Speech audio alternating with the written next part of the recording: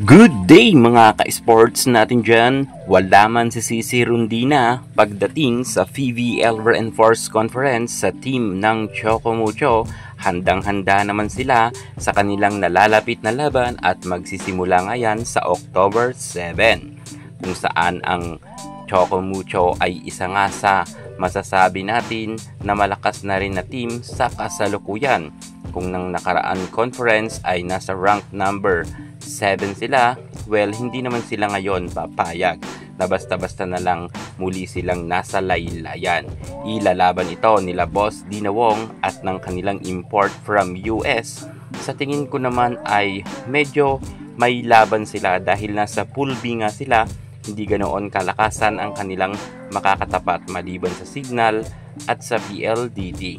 Narito na nga ang full schedule ng Chocomucho na talagang mapapawaw tayo sa schedule dahil sunod-sunod nga ang bakbakan nila. Alamin ang buong detalye, pero bago ang lahat, subscribe ka muna. Click ang ating notification bell para lagi kang updated sa lahat ng issues sa volleyball. Susunod na.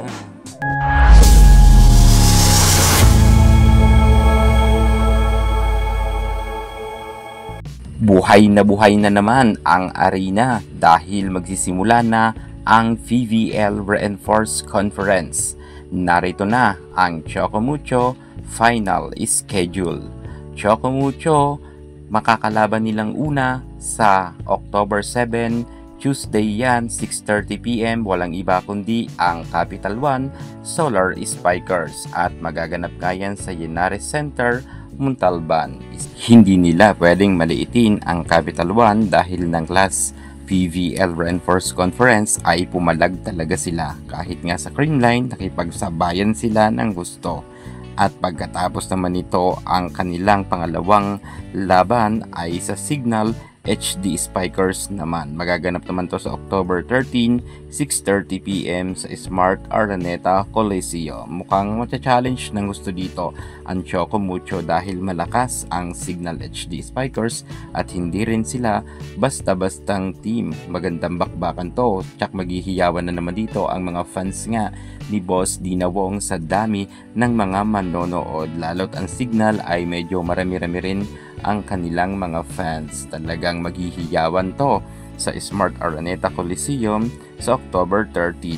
At pagkatapos naman ito, masusundan naman ang kanilang laban kontra naman sa PLDT. 6:30 PM pa rin yan ng hapon sa Smart Araneta Coliseum pa rin yan magaganap. Sa October 16 naman yan.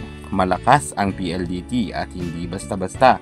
Kinakailangan na magdoble effort dito ng Chocomucho kung gusto nilang makasilat man lang kahit isang panalo. Kontra nga sa PLDT na talagang umaariba ngayon ang kanilang karera pagdating sa PVL. Samantalang pagkatapos naman ng PLDT, masusundan naman to sa October 21. 4 PM naman to sa Smart Araneta Coliseum at ang kanilang makakalaban ay ang Nextled Chameleons.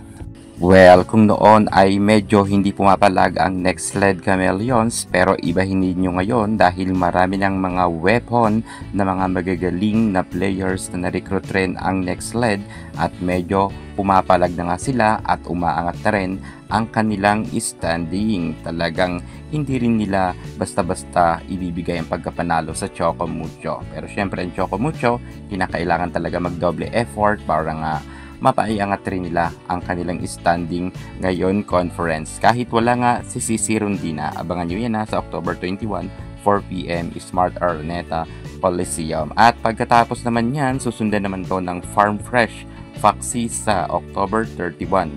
4 PM naman yan sa Phil Oil Eco Oil Arena. Well, ang Farm Fresh ngayon, in fairness, pumapalag na rin sila sa laban at syempre matcha-challenge dito ng gusto ang Farm Fresh dahil medyo malakas nga ang nakuha na import ng Chocomucho. Kaya't magandang bakbakan talaga to kahit nasa full B ang Chocomucho. Narito naman ang mga malalakas na team kagaya ng Signal HD Spikers, PLDT at ang Nextled Farm Fresh ay talagang match naman sila sa Chocomucho. Supportahan natin ang Chocomucho at ang laban nila sa PVL Reinforced Conference. Sabay-sabay tayong manood sa arena para supportan na rin yan sa ating mga idol.